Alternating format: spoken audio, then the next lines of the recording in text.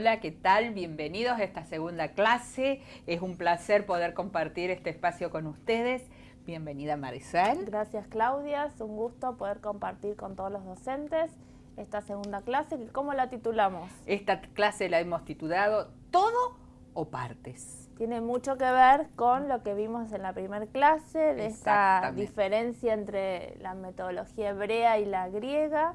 Y vamos a ver ahora cómo se relacionan con otros conceptos que también tienen que ver con nuestra pedagogía adventista. Y que en cierto aspecto vamos a tender a responder la pregunta, la última pregunta que dejamos en la clase anterior. ¿Recuerdan cuál era? Era esa que decía: ¿qué metodología actual tiene mayor relación o similitud con nuestra pedagogía adventista? Bien, vamos a tratar de responder, analizar las tendencias pedagógicas en ciertos aspectos que a nuestra mirada son aquellas que se pueden acercar un poquito más a este tipo de educación hebrea que relaciona esa realidad, a ese todo que hemos tratado de definir. Y como habíamos dicho antes, no hay una sola metodología, hay quizás más de una, pero hay algún acercamiento de una más que otras. Y como tarea que siempre hacemos antes de, ustedes van a ver en cada una de nuestras presentaciones, es tratar de ver, para que ustedes adelanten a la temática que vamos a presentar en el día de hoy, qué saberes previos o qué conocimientos previos ustedes tienen para que recuerden acerca de las palabras o las temáticas básicas de la clase del día de hoy. Y ellas son: bueno, en primer lugar vamos a trabajar o recordar el concepto de aprendizaje significativo, ¿a qué nos referimos cuando decimos aprendizaje significativo? Bien, también hablar este tema que es recurrente, el tema de saberes previos o ideas previas, el qué trabajar, cómo trabajarlo, si es importante. Y después otros dos conceptos que tienen mucho que ver con el hacer. Y uno es el compromiso educativo, pero después vamos a ver el compromiso de quién. Eso. Si es de solo una parte, de todos los componentes de la educación, pero nos gusta este término compromiso educativo. ¿Qué entenderían ustedes que están escuchando que repercute en sus mentes cuando le hablamos de compromiso educativo? ¿Sí? Eso es lo que ustedes en este momento tendrían que estar reflexionando. Y la otra palabra que vamos a tratar de presentarlo y ustedes traten de ver qué entienden, es la tema de integración. Qué palabra clave en lo que estamos hablando, lo que empezamos a hablar la primera clase, esto de integrar, pero vamos a profundizar un poquito más. Claro. ¿Qué es integrar? ¿Cómo integrar? ¿Cuándo integrar?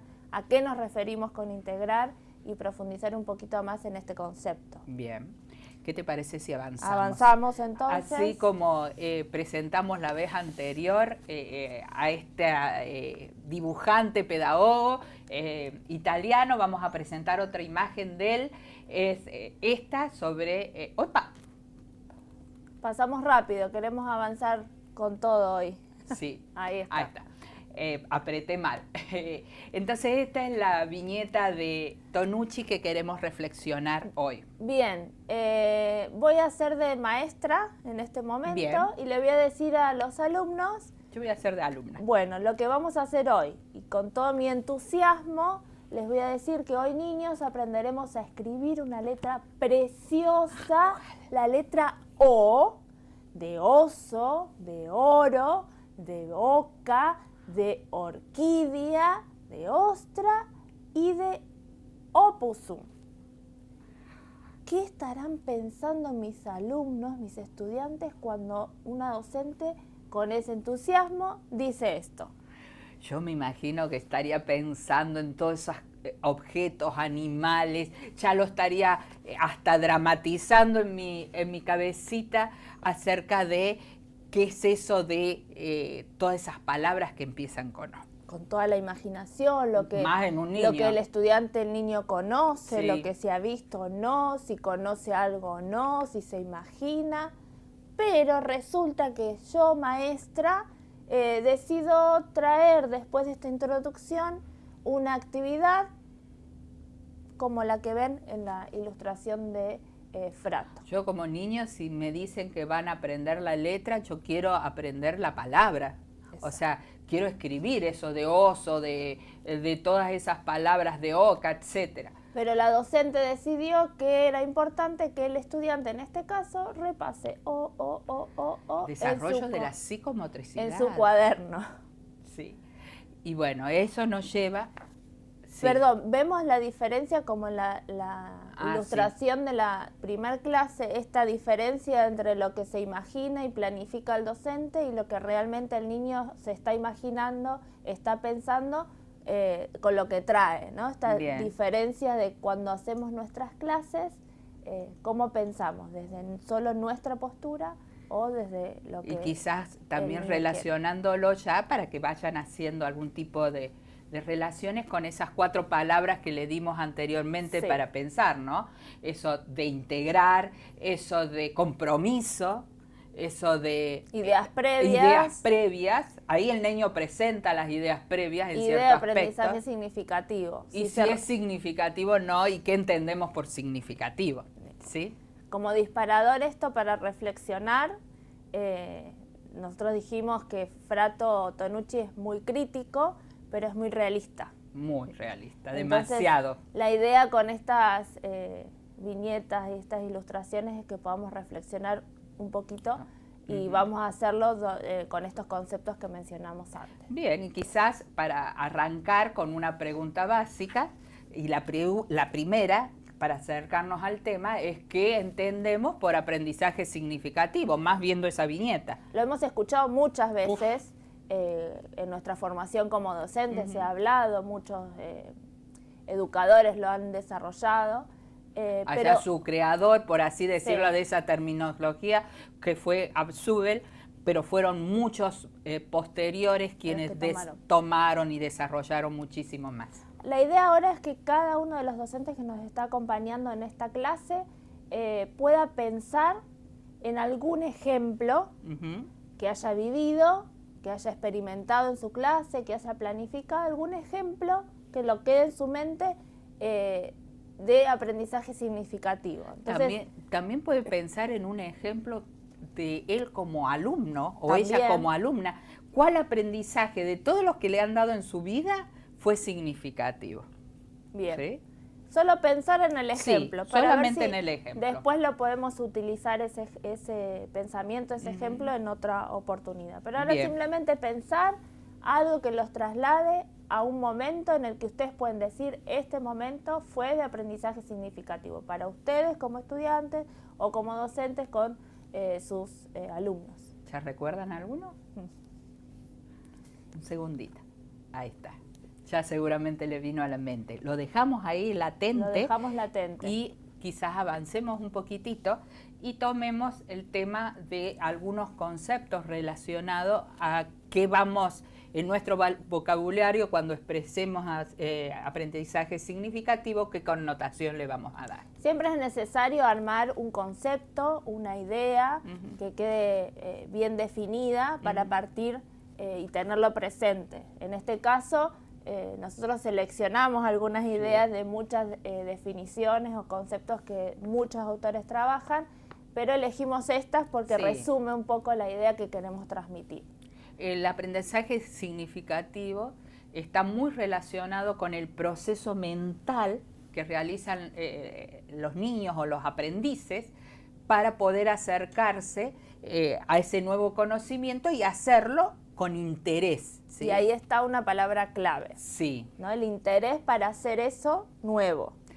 Y relacionado con proceso mental, ¿sí? Es algo cognitivo, interno, ¿sí? O sea, es el momento que la persona realiza el salto de un conocimiento menor a un conocimiento mayor, ¿sí?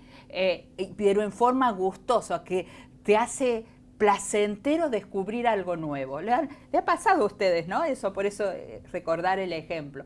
¿Qué alegría te da descubrir algo nuevo, algo que fue totalmente... Que lo disfrute. Que lo disfrutás, porque es un mayor. Que se dé cuenta de que está aprendiendo algo nuevo. Exactamente. Y que lo disfrute, que sea gustoso y que sea obviamente de interés. Más adelante vamos a ver cuándo nos es gustoso. y Sí. cuándo no. Y cuándo no. Entonces, para seguir con la idea, decimos que para aprender siempre se necesita ir de algo que ya conozco, algo conocido, a algo que no conozco, algo lo desconocido. Y partir, y ahí ya empezamos a introducir otros conceptos, partir de intereses propios. ¿Propios de quién?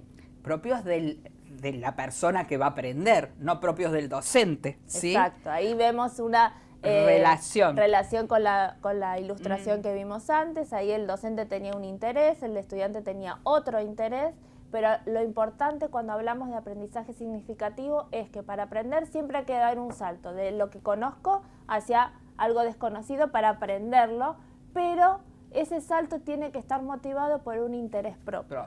Quizás lo vamos a ejemplificar un poquito Bueno. más. Vamos a hacer un cuadrito, ¿sí? Que ojalá puedan apreciarlos bien ustedes, y es cómo es el tema de eso del salto cognitivo para aprender en forma gustosa. Ustedes pueden apreciar acá, en el primer esquema, es que el niño tiene que ir de lo que sabe, de lo que conoce, de lo que es real, ¿sí? Y dar el salto a lo nuevo, desconocido o potencialmente aquello que necesita aprender, ¿sí? Es ese salto. Pero ese salto, ¿sí? En el segundo esquema, lo vemos que está mediado, ¿sí? Tiene que estar mediado por un desafío. ¿Sí? Eso es lo del interés, está relacionado con el interés, el tema del desafío. El salto que tiene que dar, dicho sea de paso, nunca entre lo que conoce a lo nuevo, nunca puede ser tan distante. Es como saltar, ustedes van a saltar, van en la calle y necesitan saltar un charco, ¿sí? No puede, si es un charco de unos 60 centímetros, los van a saltar sin dificultad porque sus piernas le dan. Pero si es un salto, es un charco de 1,5 metros, muy difícilmente. Yo no puedo. Vos no lo lograrías. No Yo, puedo. por más que tengo piernas largas, me va a ser dificultoso. ¿Por qué? Porque no tengo la capacidad física. Lo mismo pasa con eso, cognitivamente. Tenemos que poner un conocimiento que sea próximo, ¿sí? Pero siempre dar un salto de lo que conozco a lo que no conozco. Ese salto tiene que ser cercano para que lo pueda alcanzar, y esa brecha que existe lo superamos o lo saltamos a través de un desafío. Un desafío. Una motivación. Claro, nosotros lo podemos llamar un dilema cognitivo, algo que cognitivamente te desafíe a querer hacer ese salto. A mí me va a motivar saltar el charco si al frente del charco hay algo que necesite o que me tenga que desplazar para ir hacia ese rumbo. O que sea de mi interés. Que sea de mi interés, ya sea por necesidad, por placer, por gusto o por lo que sea, necesito hacer ese salto. Ahí resaltamos en rojo un concepto que dice tensión controlada. Claro. Que me produce esa tensión, me produce hacer ese salto y llegar a lo desconocido para poder asimilarlo y aprenderlo. Claro, por ejemplo, si es el salto es de 1,50 metros, no sé si la tensión la voy a poder controlar, porque sé que me voy a mojar, porque no lo voy a poder realizar, ¿sí? Entonces, esto es para que ustedes vayan relacionándolo con los chicos en el momento que tienen de aprender el salto que que necesitan dar. Uno tiene que partir de algo conocido. Si ustedes le presentan al chico un conocimiento que nunca se ha cuestionado hacerlo y lo quieren que lo hagan, por ejemplo, pongamos ejemplos prácticos, ¿no? Por ejemplo, un niño que no sabe todavía escribir ni alguna vez se ha planteado escribir. Y ustedes le ponen en la pizarra una letra cursiva hermosa para realizar, pero le piden que la escriba, que la copien. Y el chico va a ser tan desafiante que alguno hasta es posible que llore.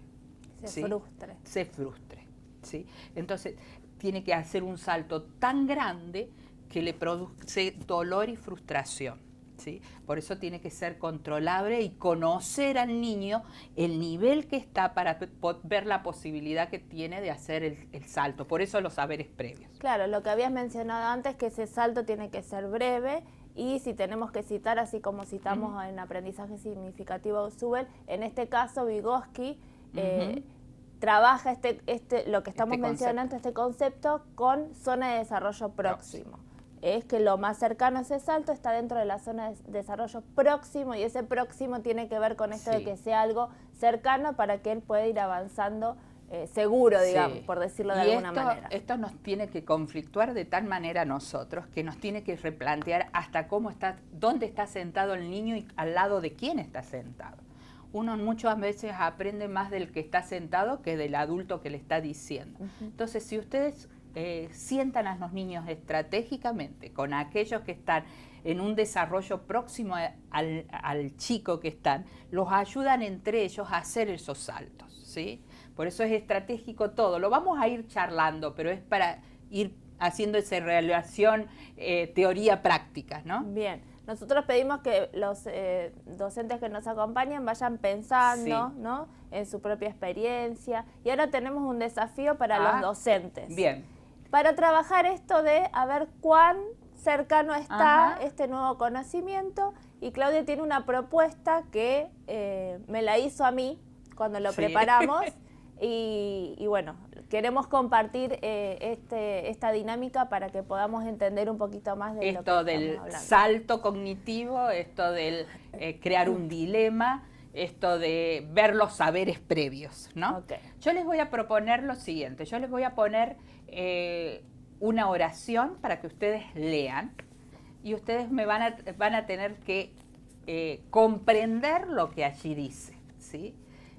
Pónganse en situación y vayan haciendo la relación, que así puede ser cómo entra el niño al aula. Exacto. ¿Le pongo la primera? Ponemos, a ver. Traten de leerla comprensivamente. ¿Qué dice? Ojalá pudiésemos escuchar lo que están diciendo. Me gustaría ser una mosquita. Yo veo círculos, dibujos. Sí, lo vemos como un dibujo, esa como escritura. Dibujo, sí. Que Bien. yo no podría diferenciar, con mis conocimientos previos, no podría diferenciar qué lenguaje es. Sé que es oriental, pero con mis conocimientos no sabría decir. ¿A qué Sí, sistema pertenece? No, si es chino, japonés o coreano. Sé que es oriental, pero no podría decir. Bien. Y menos comprender lo que dice. A lo mejor alguno de los que están mirando pertenece y está alfabetizado en ese lenguaje. Su saber previo está más cercano a este nuevo conocimiento. Así entran algunos niños. Ven a la lectoescritura como esto, un dibujito. Algunos ya entran y conocen algo. Acá podemos reconocer algunas letras. Claro, y aquí algunas letras pueden reconocer, por ejemplo, algunos uno que ya está alfabetizado reconoce todas las letras. Sí. Podrías hasta leerlo, ¿no? No me animo. No me animo. Leerlos, o sea, como una decodificación. Sí, sí. Pero una comprensión textual. No. Y nuestros estudiantes podrían decir que reconocen algunas letras porque la relacionan con su nombre. Exactamente. La primera es como la primera letra de mi nombre. Yo me llamo, qué sé yo, Isabel. Ah, como Isabel. Exacto. Bien. Pero no tendría modo de saber qué contiene, o sea, hacer una lectura comprensiva de eso. Quizás algunos de nuestros docentes ya pudieron comprender lo que decía esta frase, ¿Sí? Están cercanos al nuevo conocimiento, y otros, capaz como yo en este caso, que todavía no había dilucidado que... ¿Te adelanto la siguiente? Vamos con la siguiente. ¿Y esta? Esa es una aclaración. Todas estas oraciones dicen la misma frase. Lo mismo. Dicen exactamente lo mismo, ¿sí? Se habrán dado cuenta que en distintos idiomas, ¿no? Pero el niño entra así a la escuela, sabiendo algo. Algunos hasta conocen todas las letras, pero no saben unirlo en eso, ¿sí? Acá está en otro. Ay, ahí yo ya me siento realizada. Vos ya me sentí realizada porque ya descubrí. Ah, vos ya pudiste leerla, no Sí, lo digas por no las lo dudas. No lo digas. Y va la última, ¿sí? Esta es la última. Esta es más fácil. Sí. Yo creo que todos los que están viendo ya más o menos, aunque a lo mejor no saben totalmente todo, sacan el contenido por el contexto. Así exactamente ingresan nuestros niños a un primer grado en nuestra escolarización. Por eso con saberes previos, ¿sí? Sí. Algunos prácticamente ya están alfabetizados y pueden decir lo que dice ahí. ¿Qué dice? Me gustan las frutas. Me gustan las frutas, claro que sí. Y para que sepan y no se queden con la intriga, no sé en qué frase pudieron comprender la oración. Ahí está, la primera era coreano, alemán, danés, italiano. Ya en el italiano ya había sacado ahí lo algo. descubrí ya. Sí, pero a lo mejor alguno sacó lo de fruta, pero no todo lo otro. ¿Sí? Y el portugués, que es lo más parecido al español, es lo que nos hace ya más o menos comprender el significado. ¿Sí? Y acá podemos recordar y aplicar lo que estamos hablando, de ideas previas, saber Sí. cuánto saben mis alumnos, con qué vienen. Si yo tengo un alumno coreano, ya sé que iba a entender esto. Y también con este salto que hablábamos de el dilema cognitivo y el salto, si nuestros estudiantes no están alfabetizados, no tienen muchas ideas previas, no conocen las letras o ni siquiera escriben sus nombres en un primer grado, no podemos comenzar a darles un nivel alto. Un coreano en este caso. Pero también otra cosa que nos tenemos que entender es que dentro de nuestro grado seguramente hay niños que están en todos esos niveles de comprensión lectora. Hay algunos que lo ven como un dibujito y hay otros que están alfabetizados. Y muchas veces, aún nosotros, conociendo y rastreando qué sabe el niño, terminamos de hacer eso, terminamos de rastrear para ver cuáles saben y los que no saben. Y cuando empezamos la clase, ¿qué hacemos? Hacemos como la primera viñeta de Tonucci. Les hacemos escribir aburridas. O aburridas de nuevo, mientras el chico que está alfabetizado, la O ya la sabe, pero fenomenalmente la sabe escribir. Y pobrecito, termina primer grado y dice, odio la escuela. ¿Sí? Porque obviamente no está respondiendo a sus gustos ni a sus intereses. ¿Sí? Por eso hablamos de que... Y no le están haciendo ningún salto cognitivo, le están dejándolo anclado al conocimiento que ya tiene, Por eso hablamos de que el aprendizaje tiene que ser significativo para todos. Todos, sí. Leímos algunos conceptos de aprendizaje significativo, pero podríamos ver qué elementos básicos tiene el aprendizaje para que sea significativo. Bien. Ya algunas ideas fuimos planteando, pero queríamos resumirlo en 3 elementos que consideramos básicos para que el aprendizaje sea significativo. Primordiales. Uno de todo para que nosotros logremos eso que significativo y también esa otra palabra que hemos dicho que compromiso con el aprendizaje. Uno, todo el que quiere aprender algo debe ubicarse en lo que quiere aprender. O sea, para comprometerse con algo, yo me voy a comprometer con hacer actividad misionero en mi iglesia si yo sé qué tengo que hacer y por qué lo voy a hacer. Si viene alguien X y le decimos, anda a repartir este librito, ¿sí? Por así decirlo, no sabe ni para qué lo va a hacer, no se va a sentir comprometido con la tarea. Entonces, para que yo me sienta comprometido con el aprender, debo saber por qué tengo que aprender lo que voy a aprender y qué voy a aprender. Muy bien. Y tiene mucho que ver con el segundo elemento, que es partir de lo conocido. El aprendizaje de un nuevo conocimiento depende de lo que yo ya sé. Entonces, de ahí parto, porque desde ahí se va a conectar con el interés, se va a conectar con el salto y se va a conectar con el nuevo conocimiento. Por eso es muy importante rastrear los saberes previos de mis estudiantes. Y partir desde ahí. Y utilizarlos. Utilizarlos. El gran desafío es lo que venimos diciendo ahora. En un salón de clases nos encontramos con muchos niveles de saberes previos, pero nuestra estrategia es poder abarcar el máximo posible y utilizar a nuestros propios estudiantes para que también se genere un trabajo colaborativo, un aprendizaje colaborativo y que también puedan ser refuerzos y ayuda y acompañamiento a otros que quizás estén en un nivel más bajo, por decirlo de alguna manera. Es que estamos acostumbrados como docentes a trabajar con la homogeneidad, que todos son iguales. Y nos damos cuenta que no todos los niños son iguales. No todos nosotros somos iguales ni estamos en el mismo nivel de conceptualizaciones. Entonces, eso nos hace como docentes empezar a buscar estrategias que puedan abarcar a todo el cúmulo de niños que son todos diferentes porque Dios nos hizo diferentes. Y el tercer elemento básico es crear ese desafío, ese conflicto, ¿sí?, cognitivo. Es necesario para que el niño pueda hacer el salto, desafiarlo. A veces los desafiamos con una pregunta, a veces la misma palabra te lo dice, el desafío. A veces lo podemos desafiar con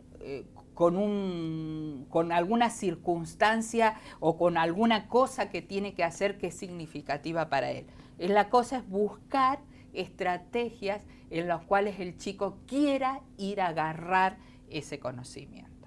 La vieja escuela dirían que es la motivación. Sí, utilizaría ese término. ¿Sí? Entonces, esto es como un resumen de lo que venimos hablando, ya conceptos que vamos repasando, que tenemos que tener en cuenta para cuando hablamos y queremos trabajar aprendizaje significativo. Y ahora quizás la pregunta clave que se están haciendo todos ustedes es cómo generar ese contexto significativo, cómo crear ese disparador, ese desafío para que el chico lo pueda... ¿Cómo hacerlo? ¿Cómo hacerlo? Y ahora tenemos algo especial, es un videíto, ¿verdad? ¿El de Mafalda? No, es una diapositiva. Ah, la diapositiva, pensé que ya venía el video, perdón. No es en esta vez el video. Ya quiero ver ese videíto. No, eso lo vamos a dejar intrigados hasta la clase que viene, creo. ¿Sí? Lo que vamos a ver ahora es cómo llega el niño de primer grado y cómo llega altamente motivado. Generalmente, a mí me ha pasado, vos fuiste maestra de primer grado muchos tiempos, yo también. Generalmente los niños de primer grado llegan con un motorcito propio. Con muchas ganas. Con mucha gana. Y Quino lo ha plasmado en esta viñeta, que es muy linda y muy significativa, que a mí me hace reír mucho, ¿sí? Están los padres durmiendo y de pronto ven que algo sucede, algo tienen dentro de su cama. ¿Qué pasa? ¿Qué sucede? ¡Ay! ¿Qué pasa? Te imagino que alguien estaría saltando y el papá prende la luz y ahí está Mafalda con sus ocurrencias, ¿no? Que no sea que vamos a llegar tarde. Al primer día de clases, ¿sí? La ansiedad que cargan los niños por el primer día de clases, el primer día que van hacia la escuela y lo gustosos que van. Eso es lo que a mí siempre me llama la atención, que van apasionados y van con la cuadernita y cuándo vamos a empezar. Y ya quieren escribir. Ya quieren escribir, ¿sí? Entonces, acá en esto de ver cómo mantener ese interés, esa motivación, ese desafío, ver cómo persistir en el tiempo, nos estamos dando cuenta que lo que estamos haciendo no los mantiene. Porque el niño llega un momento que hasta no gusta de ir de la escuela. No quiere ir más a la escuela. ¿Sí? Entonces, ¿cómo crear esos desafíos? Y acá viene la propuesta de que hay que generar para desafiarlos una situación de acción, ¿sí?, para que ellos quieran continuar en ello. Y hablamos de 3 palabras claves que engloban acciones. Sí. Problema, indagación y proyectos. Cuando hablamos de problemas, tiene que ver con investigar diferentes alternativas para solucionar un problema, tiene que ver con comprobar cuál es la mejor solución para resolver ese problema, crear soluciones, poder transmitirlo, compartirlo con otro, comunicar cómo resolvieron el problema. Me hace acordar a la clase anterior cuando hablábamos de vicisitudes de la vida, ¿no? Es lo que nos desafía.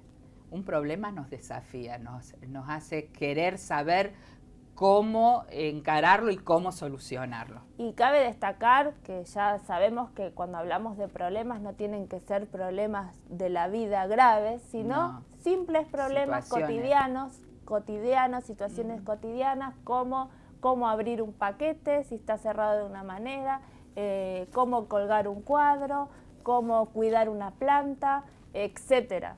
Tiene que ver con esto, con situaciones cotidianas y resolver situaciones cotidianas. Como si tengo que mandar un mensaje a mamá y a papá de que mañana tienen que traer una cartulina. ¿Cómo puedo decirle a papá y mamá que mañana, y que ustedes no se olviden para traer una cartulina? Es un desafío para ellos y es un problema. Y uno te va a decir, y podemos escribirlo. Otro te va a decir, no, yo no sé escribir, ¿por qué no lo dibujamos? Y ahí empiezan a crear las estrategias a través de un problema de búsqueda para hacer significativo a aquellos que quieren comunicar. Muy bien. Sí. La otra postura es el tema de otra situación de acción, es el tema de la indagación.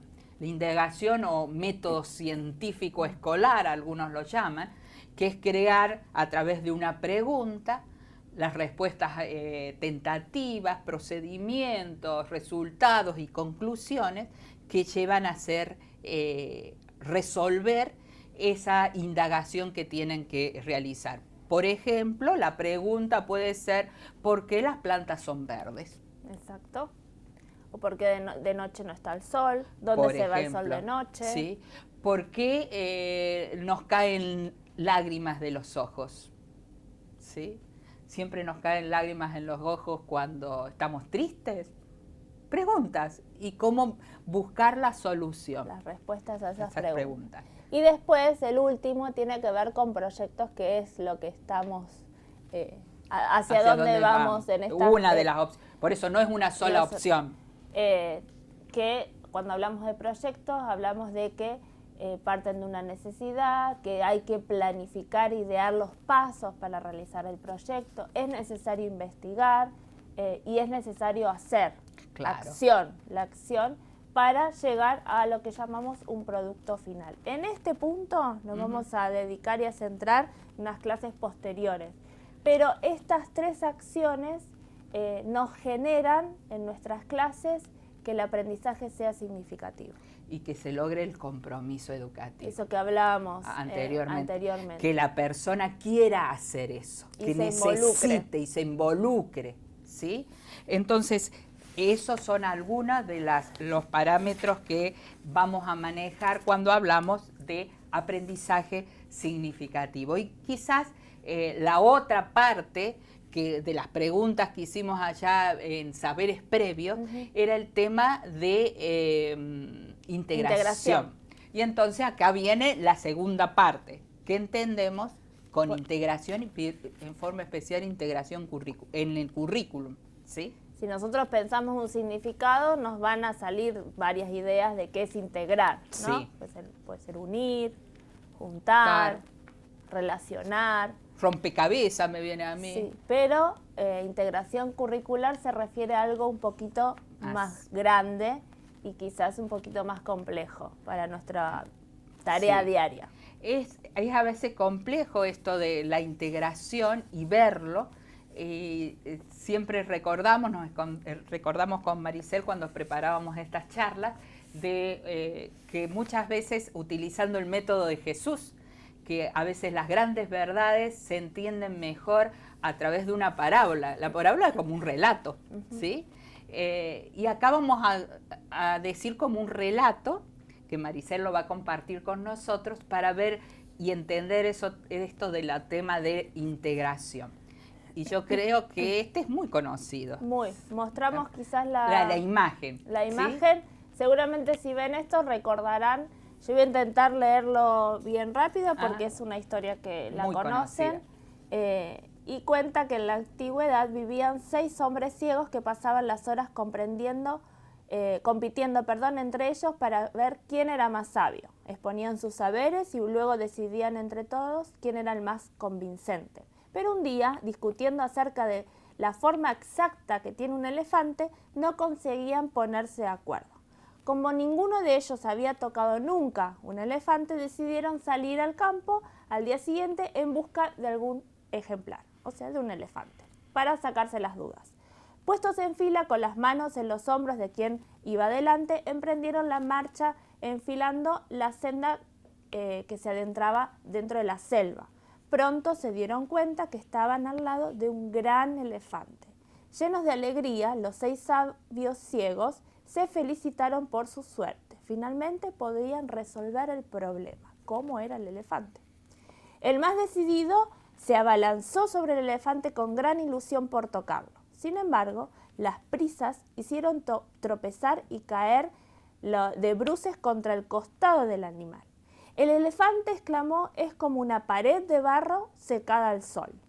El segundo ciego avanzó con más precaución. Con las manos extendidas fue a dar con los colmillos. «Sin duda la forma de este animal es como la de una lanza». Entonces avanzó el tercer ciego.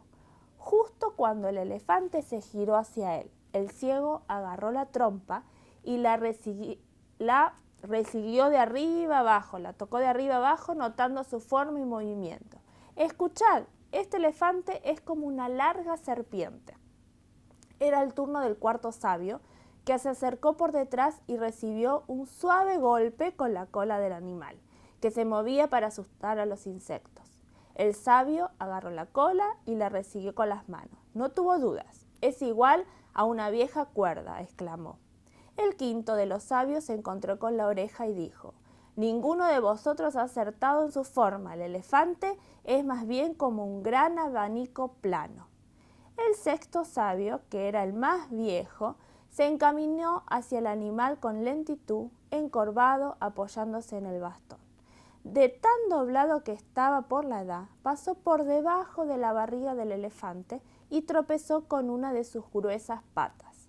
«Escuchad, lo estoy tocando ahora mismo y os aseguro que el elefante tiene la misma forma que el tronco de una gran palmera». Satisfecha así su curiosidad, volvieron a darse las manos y tomaron otra vez la senda que les conducía a su casa. Sentados de nuevo bajo la palmera que les ofrecía sombra, retomaron la discusión sobre la verdadera forma del elefante. Todos habían experimentado por ellos mismos cuál era la verdadera y creían que los demás estaban equivocados. ¿Quién tenía razón? ¿Alguno? Todos. Todos, ¿sí?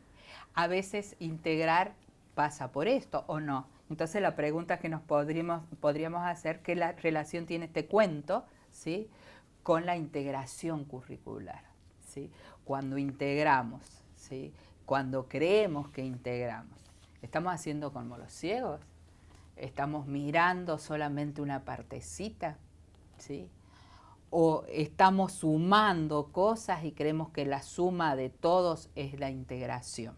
Vamos a ir descubriéndolo un poquito más, quizás con el repaso de algunos conceptos básicos sobre ¿sí?, integración que vamos a leer. Ir viendo. Entonces, lo primero que podríamos decir cuando hablamos de integración es que se refiere en cierto aspecto a la organización de nuestros contenidos temáticos del currículo en actividades que favorezcan la globalización de los contenidos, ¿sí?, o de los saberes, ¿sí? Eso es como la primera aproximación, es ver por así decir, un eje en los cuales los distintos conocimientos, un punto de unión en donde todos los otros saberes tienden a la globalización. ¿Sí? Si volvemos al cuento, integrar lo que experimentaron en el campo, sí, fueron a poder experimentar con sus propias manos, sería juntar todas esas partes y formar un todo. Un todo. O sea, el elemento aglutinador en el cuento fue el elefante. Y podríamos decir que cada sabio era como una materia. Por ejemplo. ¿Sí? Uno lo vio desde la matemática, otro lo vio desde la ciencia, otro lo vio desde el lenguaje, ¿sí? Y cada uno aportó algo y todos hicieron al conocimiento de lo que es el elefante, ¿sí? Por eso, a veces con lo que es la integración es cuando se pretende superar esta separación de asignaturas, por eso pega con lo que es pedagogía adventista, con lo que es la pedagogía del pueblo hebreo, ¿no? Que justamente no fragmentar, sino ver el objeto de conocimiento como uno solo, ¿sí? Superar esto de la separación, la fragmentación, para que el aprendizaje sea un poquito más funcional. Bien. Desde el punto de vista del concepto. O sea, hemos visto el por qué integrar desde la pedagogía adventista, pero es solamente eso lo que nos aporta. Hay más. Hay más, ¿no? Hay más. Vamos a ver ahora en un resumen, son seis ítems o sugerencias, o repasos de por qué es necesario integrar y por qué tenemos que integrar. El primero se relaciona a lo que veníamos hablando, que reduce la segmentación de conocimientos, esto de separar una cosa es ciencias, otra cosa es matemática, otra cosa es música, otra cosa es arte, sino poder unir, como en el cuento, todas hacia un mismo fin y relacionadas, sin casi notar las diferentes áreas. Hace a lo que es la pedagogía adventista, ¿sí? Ese primer punto. El segundo punto es que da sentido y profundidad, ¿sí? al aprendizaje, a todos los procesos, ¿sí? Lo hace realmente algo real, por eso lo hace más, le da el para qué, eso que pusimos al principio, porque el tema de significativo, y dijimos el tema de ubicación, ¿sí? Que necesitaba saber el qué y el para qué. La integración nos da el sentido, porque va a un solo objeto de aprendizaje y no a cosas segmentadas que no saben ni para qué es. Ni para qué sirve. Y el otro punto que colocamos es que estimula a niveles más elevados de pensamiento y complejos de pensamiento. Sí. Y yo me atrevo a decir que es casi de manera natural que uno va subiendo el nivel de pensamiento. No es forzado, sino de manera natural que nuestro propio... necesita. Nuestra propia mente, nuestro propio conocimiento requiere subir el nivel para poder acercarse al nuevo Después, a medida de las clases, vamos a ir profundizando esto de niveles de pensamiento. Dicho de ese paso, también en el escrito que le dejamos, los documentos, amplían estas temáticas en forma más precisa de lo que nosotros podemos estar diciendo en tan breve tiempo. Otro el por qué integrar es que hace que nuestro aprendizaje sea significativo, ¿sí? Lo favorece, involucra al estudiante y lo compromete en el aprendizaje para que sea algo activo. Y el otro, lo que ya también mencionamos, el trabajo colaborativo y principalmente el colaborativo entre pares, ¿sí? El ayudarse, quizás el que sabe un poquito más con el que menos o el que no, juntos resuelven el problema, pero el trabajo de manera integral ayuda al trabajo colaborativo con los pares. Y no competitivo. Y no competitivo, sino colaborativo. Y hoy en día, si uno ve en la vida real las competencias que tenés que tener para el trabajo, una de las grandes competencias es saber trabajar en grupo, saber trabajar cooperativamente. Entonces, este tipo de enseñanza en forma integral nos ayuda a este punto. Y por último, perdón. Y si pensamos a futuro, en la mayoría de los trabajos laborales de la gente adulta, profesional, el trabajo en equipo es fundamental. Totalmente. Y si el trabajo en equipo colaborativo, en el que necesito la ayuda del otro para resolver este problema y él necesita mi ayuda, va a ser fundamental para una vida laboral a futuro. Les voy a contar un testimonio personal, ¿puedo? Me hiciste recordar recién cuando lo estabas diciendo. Yo fui durante 14 años maestra de grado y uno como maestra de grado, y tengo que hacer una mea culpa, ahora están cambiando, siempre uno como maestra su trabajo es muy individual. No sabes trabajar en equipo porque cerrás la puerta de tu aula y sos el dueño de tu aula, ¿sí? Adentro. No es trabajo en equipo trabajar con los niños, trabajar en equipo es trabajar con tus colegas. Sí. Recién ahora se empieza a trabajar más con colegas. Cuando vine a trabajar acá en Casa Editora, ¿sí? Y trabajar y hacer un libro, y vos sabés, ¿no? Y a lo mejor los que están viendo esto no. Si algo se necesita para hacer un libro es el trabajo en equipo, ¿sí? Y yo me veía que no tenía las herramientas para ese trabajo en equipo, porque hay que conjugar el autor con el asesor pedagógico, con el editor, con el quien diseña, y todos están trabajando en el mismo objeto, ¿sí? En forma integral, diríamos. ¿Sí? El diseñador aparta sobre lo gráfico, el editor sobre el uso del lenguaje, el pedagogo sobre la secuencia didáctica y el autor quiere hacer lo que él quiere. Entonces, nos hace necesario ese trabajo de equipo y uno no está preparado porque nunca nos prepararon desde nuestra escuela. Y el tema de integrar nos ayuda a eso, a trabajar cooperativamente. Pero de manera correcta, porque Sí. tendemos a hacer grupos de trabajo como docentes, trabajo en grupo, bueno, nos juntamos con un compañero, pero hay que darles también a los estudiantes, a los niños principalmente, las herramientas de qué es trabajar en equipo y trabajar colaborativamente. El trabajo en el equipo no es la suma de partes, es poder relacionarlos y compartir. ¿Sí? Y por último, ¿sí? Porque nos hemos detenido mucho en ese puntito, es que la integración se trabaja sobre algo real, ¿sí? Que facilita el contacto precoz del niño con la vida cotidiana, ¿sí? Y acuérdense de lo que era la pedagogía adventista, ¿sí? Justamente hablamos de eso, que la pedagogía hebrea era algo real y concreto de la vida cotidiana, ¿sí? Que servía, lo que se aprendía porque se veía en la vida real, ¿sí? En vez, cuántas cosas que aprendemos en la escuela no sirven para la vida real. Exacto. Por ¿sí? eso hablamos de integrar y yo me preguntaría cómo comenzamos a integrar. Sí, ¿De dónde partimos? Porque nos van a decir, muy lindo el discurso, Sí, pero ahora, ¿cómo lo hago? ¿cómo lo hago? Quizás ¿sí? el siguiente esquema, y yo tomaría esta diapositiva como un ejemplo para que después los docentes puedan trabajar con esto. Sí. Vamos a hacer algún vamos a ejemplo trabajar ahora, pero que recuerden esto para lo largo de todas las clases, este esquema les va a ayudar muchísimo. a posterior. ¿Sí? Hay un tema o elemento integrador ahí en el medio, como elemento aglutinante, que es donde debemos partir para relacionarlo y ver en qué áreas está tocando y lo implica, y como ejes integradores qué contenido tiene, ¿sí?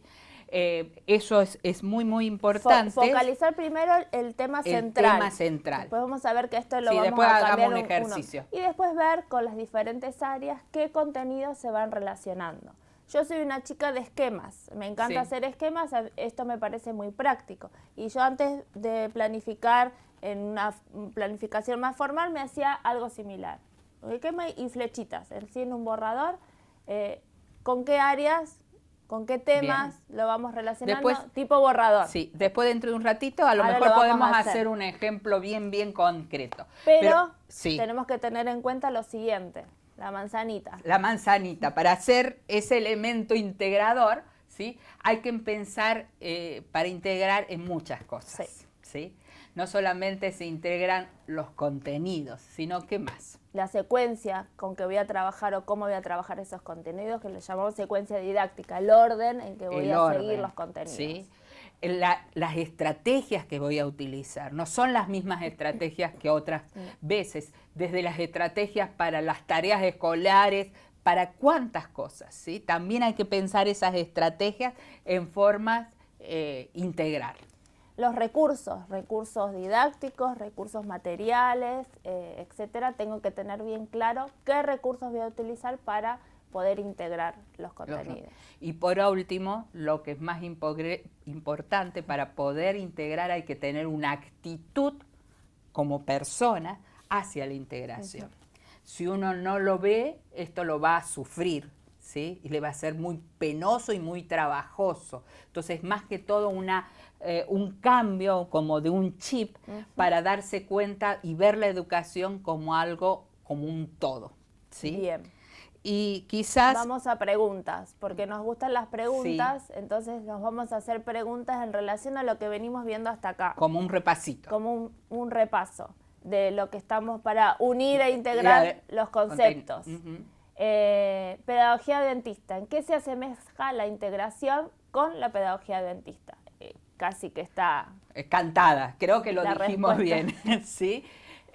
Creo que la integración, o sea, el tema de integración ya lo dijimos en la clase anterior, es un concepto bíblico, por así decirlo, de más de 1600 años antes de Cristo. Al revés. Y no al revés. ¿Sí? La otra pregunta es qué relación tiene lo de integrar curricularmente con la integración de la fe. ¿Sí? ¿Podríamos decir que es lo mismo? Podríamos decir, o no. ¿O no? ¿Se puede integrar Biblia con todo? Vamos a ver. Vamos a ver. ¿Y cómo? ¿De dónde parto? Perdón, para integrar. Sí. ¿Cómo hago? ¿De dónde parto? ¿Cómo tengo que hacer? Claro, porque el primero que tenemos que hacer como docentes es planificar. ¿Cómo planifico para integrar? ¿Sí?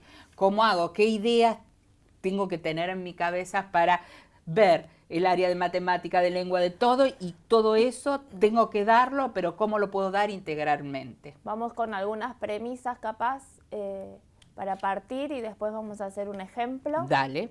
¿Qué integrar? Hay que integrar aquellos aspectos que se vinculan naturalmente entre sí y evitar el forzamiento. Yo he visto cosas forzadas en eso de integrar la fe en la enseñanza, cosas muy forzadas.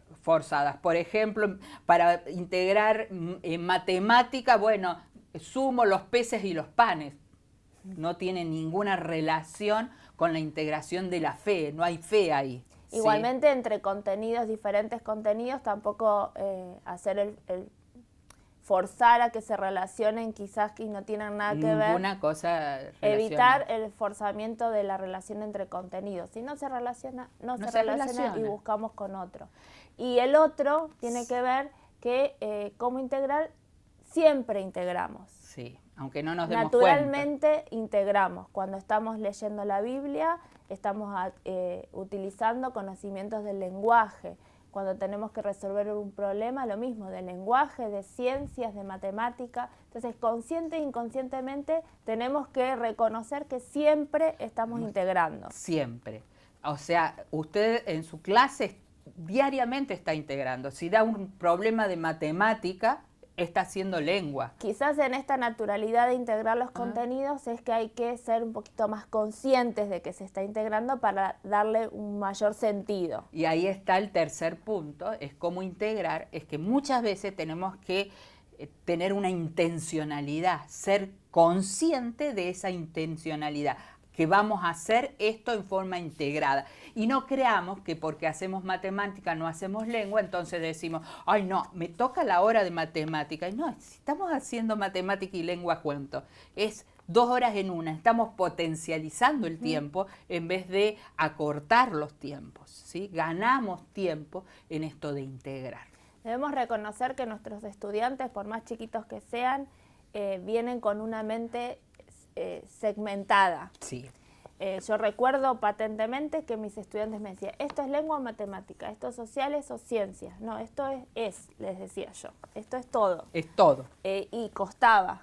Cuesta hasta nuestros mucho. Propios alumnos costaban, aún chiquitos.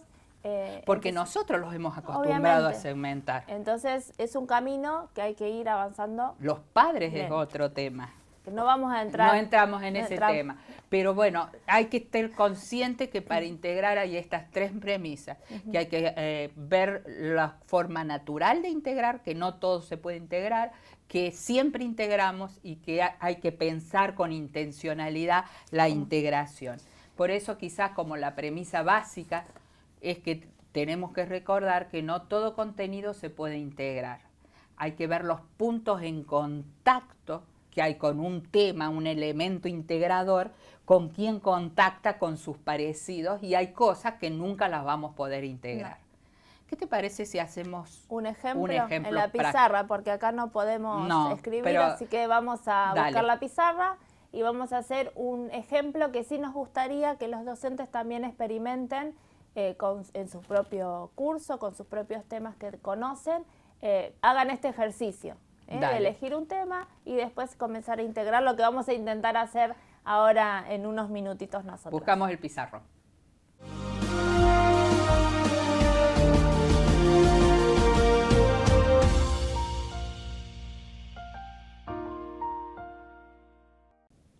Y aquí volvemos para trabajar en el pizarrón. Bien. Vamos a ver un ejemplo. Un ejemplo. Lo primero que dijimos es que tenemos que buscar, lo primero, un elemento integrador, ¿sí? Como el gran tema que vamos a trabajar. Puede ser un tema, puede ser a veces una pregunta, como el disparador. En este caso, a lo mejor, ideemos un tema. Un tema. ¿Qué se te ocurre? Algo que de los primeros grados. Y algo que está en los 3 primeros grados de primaria, capaz la familia. Ah, bien, dale. El tema central sería la familia. Perdón, la letra. Ese sería como el elemento Integrador. integrador. Y ahora tenemos que buscar los contenidos de las distintas disciplinas, por así decirlo. Podemos pensar en la familia, en lenguaje. En lengua, a ver. Podemos trabajar los nombres de los integrantes de mi familia. Si pensamos en un primer grado, Nombres. la escritura de nombres. Pero Nombres propios. vamos a hacerlo bien general, nombres propios, características, Sí. nombres propios, narraciones que hablen sobre familia. El tema de texto puede ser Tipo narraciones. textual, narrativo, puede ser biografías. Bien.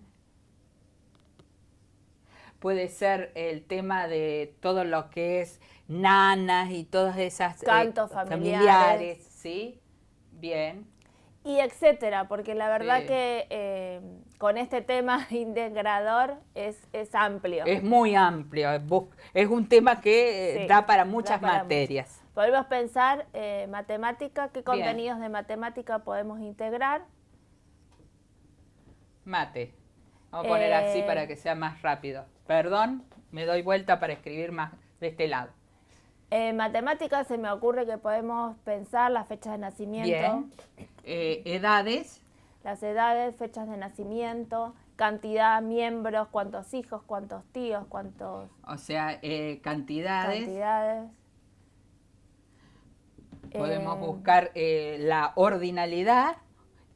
cuál es el primero primer hijo, el segundo hijo, Ajá. etcétera. Situaciones problemáticas en relación a actividades familiares, pueden ser, Bien. etcétera. Más. Bueno, sociales, obviamente, o estudios sociales o ciencias sociales según el país. Y tiene Sí. que ver más con lo civil, tal vez. Bien. La constitución de la familia, ¿sí? Tipos de familia. Los derechos y deberes de las familias, especialmente con los niños, también puede ser, Deberes. entraría dentro de esta área. Sí. Eh, Ahí hay muchas funciones de la familia. sí, dentro de la historia también de cada país puede ser que haya una historia familiar conocida que se puede trabajar también, etcétera. Etcétera. Si vamos a Ciencias. naturales. Puede ser, se me ocurre, etapas de crecimiento de los Ajá. miembros de la familia, en qué etapas están. Etapas de crecimiento. Perdón la letra. Es muy bajo. Se me ocurre, estoy pensando así en el momento, Ajá. Dale. Eh, Hay que sacarlo en el momento. A Sí. ver, también en naturales que tiene relación también con sexualidad. sí, Sí, puede ser en las etapas de crecimiento, todo el desarrollo Desarrollo. sexual, ¿sí? De la persona, que son los cimientos, la familia es los cimientos para la temática de la sexualidad. ¿Sí? puede ser también algunos elementos de higiene o de cuidado de Bien. la salud que debe tener la familia. Podemos trabajar la alimentación, la higiene física, los cuidados dentro del hogar. Los accidentes, los accidentes hogareños, etcétera. Miren la cantidad. Te digo otra temática, educación bíblica.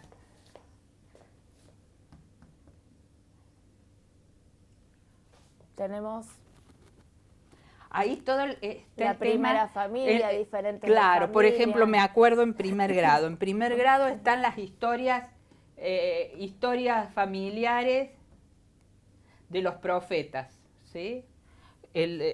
o de los primeros, de Adán, de Eva, las primeras familias. Las primeras familias. ¿Sí? Y ahí hasta se puede trabajar los disfuncionales y todas las problemáticas familiares. Si ¿sí? extendemos un poquito más, en música podemos aprender cantos nanas, y música de cuna, que se relaciona también con lengua. Ustedes fíjense cómo se relaciona, educación bíblica se relaciona, con naturales sí, y con sociales, con lo funcional y disfuncional, cómo van teniendo puntos de encuentro entre todas. Artística, podemos incluir, armar un árbol genealógico con diferentes elementos. Árbol genealógico, reciclaje puede y que ser, también pertenece pintura. A sociales, el tema de árbol genealógico. Con educación física también se puede armar en cuidado del cuerpo, actividades en familia, deportes en familia, ejercicio en familia, juegos, etcétera. Y así tecnología también podríamos incluir. O sea, la idea es comenzar a relacionar contenidos, buscar un elemento integrador y comenzar a relacionar. Es una especie de ejercicio. Exactamente. Para que nuestra mente, nuestra forma de trabajar empiece a naturalmente relacionar los contenidos. Y es básico el ahorro de tiempo en relación a esto, porque cuando estamos, esas flechas que yo hice cruzadas, ¿sí? Es que con arte estoy haciendo el árbol genealógico, estoy uniendo sociales con artística. Por lo tanto, es el mismo espacio-tiempo, ¿sí? Cuando estoy viendo sexualidad con naturales, espacio-tiempo, ¿sí? Entonces, cuando estoy en música haciendo nanas, ¿por qué la profesora y la profesora? No, trabajen en forma conjunta, dan el mismo contenido juntos, ¿sí? Entonces estamos potencializando el uso del tiempo también. Bien. Quizás vemos que, ya lo habíamos mencionado, no todos los contenidos se pueden relacionar, pero siempre intentar buscar los puntos en común. Y si algún contenido nos queda afuera, no pasa nada, lo podemos relacionar o con otro o solo con alguno de esta red. O a veces quedan aislados y hay conocimientos que tenemos que enseñarlos en forma puntual, ¿sí? Pero bueno, ahora vamos a tratar de sacar nuevamente la pizarra para hacer el cierre de esta clase.